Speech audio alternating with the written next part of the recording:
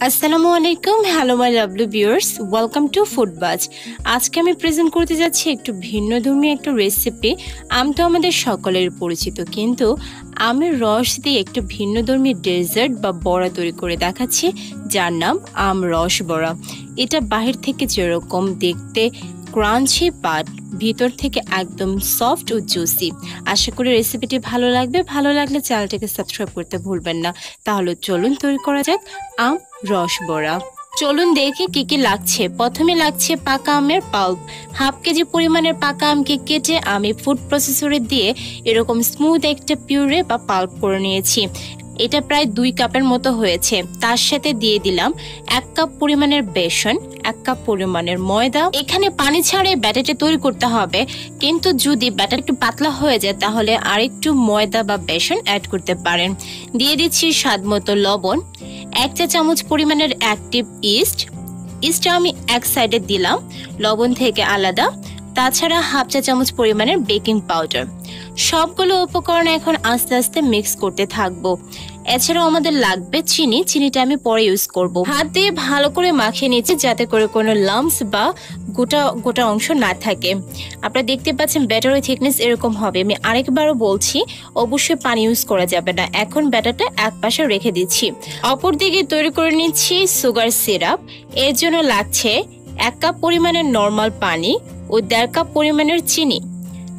যদি মিষ্টি বেশি পছন্দ করেন চিনি বেশি অ্যাড করতে পারেন। দিচ্ছি 2 থেকে 3টা থেতো করা এলাচ। অন্য যে কোনো স্বাদে তৈরি করতে চাইলে অন্য কোনো মশলাও ইউজ করতে পারেন। ততক্ষণ পর্যন্ত রান্না করব যতক্ষণ পর্যন্ত না একটার পরিমাণের সিরাপ হচ্ছে। এটা বেশি ঘন সিরাপ হবে না। এখন দিয়ে দিচ্ছি 2 চা চামচের মতো লেবুর রস। এটাতে চিনিটা বসে যাবে না। তারপর চুলা থেকে নামিয়ে ফেলবো। আরেকটি কড়াইতে ভাজার জন্য তেল গরম করে নেব। তেলটা যখন গরম হবে তখন প্রস্তুতকৃত আমের ব্যাটারটা ছোট ছোট পোর্শনে গরম তেলে ছেড়ে দেব। খুব বড় করে দেব না। আমরা এখানে যেহেতু ইস্ট ইউজ করেছি, এটা এমনিতেই ফুলে ডাবল সাইজ হয়ে যাবে। 2-3 মিনিট একটা সাইড ভালো করে ফ্রাইড হওয়ার পর আলতো হাতে সবগুলোকে উল্টে দেব, যাতে করে বোথ সাইড ভালো করে ফ্রাইড হয়ে যায়। যখন এরকম গোল্ডেন ব্রাউন কালার চলে আসবে তখন গরম তেল থেকে তুলে ডিরেক্টলি দিয়ে দিব সুগার সিরাপে। আর সুগার সিরাপে রাখবো 8 থেকে 10 মিনিট। এর মধ্যেই দেখবেন নিমিষে আপনার সিরাপটা সোক করে নিয়েছে। বাকি ব্যাটারগুলোকে দিয়েও একইভাবে বড়া তৈরি করে নিব। 10 মিনিট পর দেখতেই পাচ্ছেন আমের বড়াগুলো একদম রসে টইটুম্বুর হয়ে গেছে, মানে অবশিষ্ট কোনো রসই নেই। এটা দেখতে হার্ড মনে হলো, একদম সফট ও জুসি হয়েছে। আমি আপনাদেরকে একটা বড়া ছিঁড়ে দেখাচ্ছি।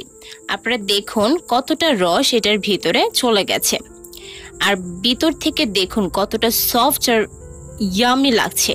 দেখেই খেতে মন যাচ্ছে, তাই না? এই রেসিপিটি অবশ্যই বাসায় ট্রাই করবেন। আশা করি আপনারা একটুকুও নিরাশ হবেন না, বারবার মনে চাবে এই রেসিপিটা তৈরি করতে।